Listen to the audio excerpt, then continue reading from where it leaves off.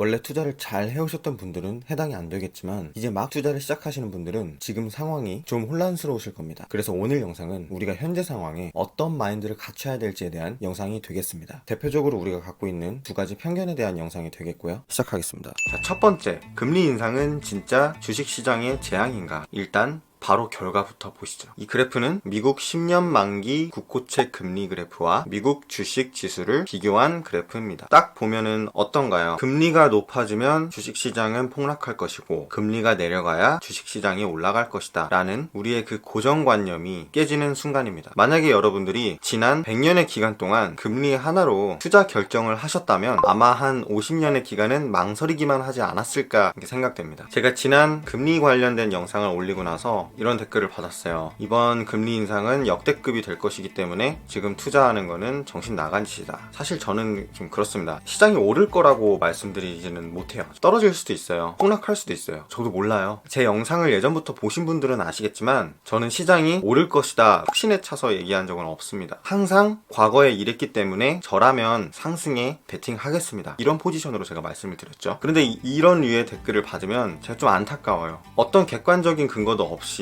그냥 하락할 건데 쯧쯧쯧 어디서 그런 말들을 들었는지는 모르겠는데 확신에 차셔가지고 뭔가 좀 저를 비난하시는 분들이 꽤 있었습니다. 참 안타까워요. 이 표는 금리 인상 발표 후 12개월 전, 12개월 후, 24개월 후, 36개월 후에 나타난 수익률 표입니다. 자, 어떤가요? 마이너스였던 때도 있었지만 대부분 다 플러스의 수익률을 보여줬습니다. 우리의 예상과 다른 결과죠. 참 이게 당황스럽습니다. 그쵸? 저도 그냥 이론적으로만 생각하면 금리가 인상하면 당연히 대출받는 사람들이 적어질 테고 그러므로 또 투자하는 사람도 적어질 테고 은행 쪽으로 돈이 흡수되지 않을까 이런 생각 당연히 저도 학교에서 배웠으니까 그렇죠. 그런데 결과가 이 진짜 내 생각이랑 전혀 정반대네. 이래서 숫자를 믿어야 돼요. 어떠한 사람의 경험과 주관적인 의견을 믿으면 안 됩니다. 과거에 어땠는지를 먼저 보시고 그걸 기반으로 여러분들만의 사고를 통해서 투자 결정을 하시면 돼요. 앞으로 일어날 일들은 아무도 몰라요. 그래서 우리가 할 수 있는 최선은 그냥 과거에 이랬구나 정도만 보고 대응과 대비책만 마련해 놓는 겁니다. 플랜 B. 달러를 보유함으로써 나중에 위기가 닥쳤을 때 안정적인 현금 흐름을 만들어내는 거. 그런 거에 좀 집중을 하는 게 오히려 생산적이에요. 폭락할 이유 찾으면요 계속 나와요. 끝도 없이 나올 겁니다. 2021년 폭락이라고 쳐보시면요 수많은 예측들이 난무합니다. 물론 대부분 다 1년 전 게시물이겠죠. 이런 위기설 폭락설은 매년 있어 왔습니다. 항상 우리를 따라다녔어요. 근데 일단 결과적으로 어떻습니까? 일단은 다 틀렸죠. 2021년은 주택시장도 그렇고 주식시장도 그렇고 엄청난 강세장을 보여줬습니다. 이러니까 예측이 의미가 없는 거예요. 시간 낭비가 될 수 있다는 거예요. 여기까지 일단 흥분하게 되는데 아무튼 좀 안타까워서. 왜냐면 같은 시장 참여자로서 폭락하면 마음 아프죠. 당연히 힘들 거 당연히 알고. 그런데 좀 정확한 팩트를 가지고 서로 의견을 나누는 건 괜찮은데 내 생각은 100% 옳다 객관적인 근거도 없으면서 그런 말씀을 하시면 이제 막 입문하시는 분들 얼마나 혼란스러우시겠어요. 정확하게 같은 시장 참여자로서 또 올바른 생각을 서로 공유하는 게 더 좋다고 생각합니다. 자, 그리고 두 번째요. 자, 만약에 폭락이 오면 그게 정말 슬픈 일일까? 폭락 무섭죠. 제가 투자를 시작하고 나서 제일 큰 폭락이 코로나 폭락이었는데 그때 사실 저도 당황스럽긴 했어요. 급격하게 떨어지니까. 자, 그런데 폭락이 진짜 여러분들한테 해로울까요? 계속해서 오르면야 좋겠지만 여러분 진짜 수익은요 위기 때 나오는 거예요. 계속 오르기만 하면 전 그게 더 무서워요.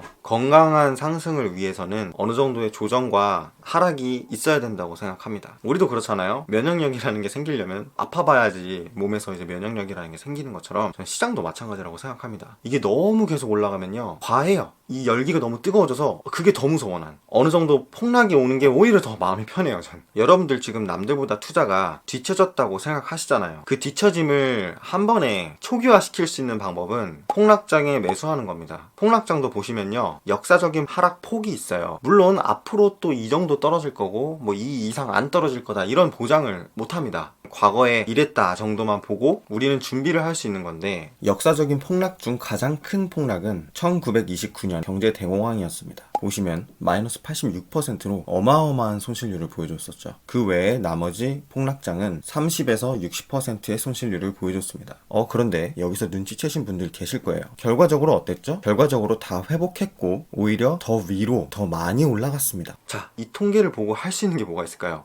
앞으로는 이 정도 떨어지겠어, 좀 기다려야겠어, 이게 아니라 위기가 닥쳤을 때, 폭락이 닥쳤을 때 미리 아니까 과거에 이랬다는 걸 마음의 준비는 할 수 있죠. 그리고 대비책을 마련해 놓을 수 있겠죠. 우리가 할 수 있는 최선은 이것밖에 없습니다. 다음 달, 다다음 달 시장은 떨어질 수 있어요. 그런데 우리한테는 어떤 게 있다고 그랬죠? 강력한 무기가 있다고 그랬는데 바로 시간입니다. 여러분들이 만약에 20, 30대라면 투자 가능 기간은 제 개인적인 생각으로는 60에서 70년이라고 생각해요. 나중에 기대 수명은 계속 늘어날 거라고 저는 보거든요. 그 정도 투자 기간이면 주식에 더 적극적으로 뛰어들어야 됩니다. 대신 무조건 장기적인 관점으로 투자를 해야겠죠. 역사적으로 약세장은 3년 6개월마다 왔다고 해요. 그러면 여러분들이 만약에 60년 투자를 할 수 있다, 그러면은 약세장이 몇 번 오는 거죠? 15번 오는 건가요? 그러면 그때마다 패닉에 빠지실 건가요? 패닉 빠지다 지칠 것 같은데. 오히려 그때를 박앤셀이라고 생각하시고 매수를 하시면 되지 않을까요? 여러분들, 앞으로 무슨 일이 일어날 거다라고 예견하지 마세요. 예측도 하지 마시고 어떤 사람의 주관적인 의견도 그냥 참고만 하세요. 그러고 그런 일이 일어날 거를 대비하세요. 차라리 그게 더 정신건강에 좋습니다. 여러분들 만약에 지금 주식 투자 있는 거 다 빼시고 그러면 뭐 하시려고요? 다시 그냥 은행에다가 예금 적금 하시려고요? 은행 예금 적금 이자가 오르면 얼마나 오를 것 같아요? 예전처럼 8%, 9%, 10% 이렇게 주는 시대가 당장 내년, 내후년에 올 거라고 생각하세요? 어차피 그 돈으로 여러분 또 투자할 거잖아요. 그러면 이상한 데 투자하실 건가요? 잘 모르는, 알지도 못하는 코인 투자하실 거예요? 아니잖아요. 여러분들이 어디에 휘둘리지 않으시려면 여러분들의 생각이 강인해야 돼요. 딱 잡혀 있어야 돼요, 마인드가. 그건 저랑 앞으로 계속 다져나가도록 합시다. 두서없이 말한 것 같은데 성공 투자 올해도 같이 해보도록 해요. 감사합니다.